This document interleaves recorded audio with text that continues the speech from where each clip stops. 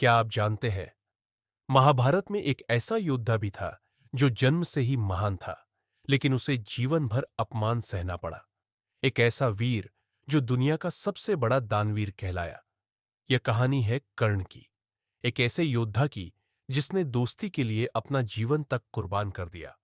लेकिन क्या आप जानते हैं, कर्ण असल में कौन था और क्यों किस्मत ने हमेशा उसका साथ नहीं दिया?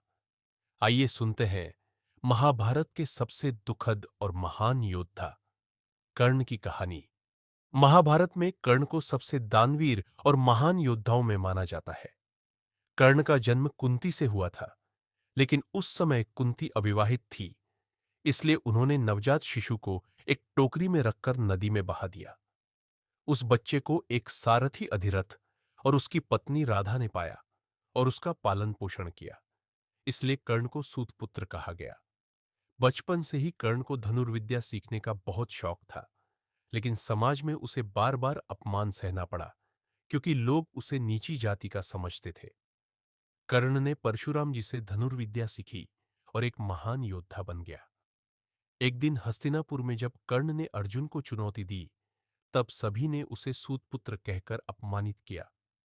तभी दुर्योधन ने कर्ण की वीरता देखकर उसे अंग देश का राजा बना दिया।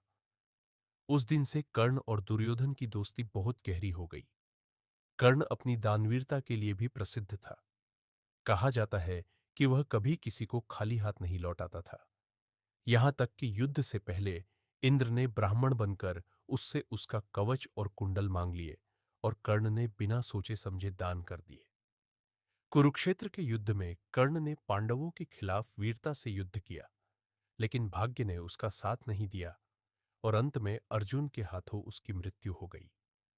कर्ण की कहानी हमें सिखाती है कि सम्मान, दान और दोस्ती निभाने में कर्ण जैसा महान योद्धा बहुत कम हुआ है।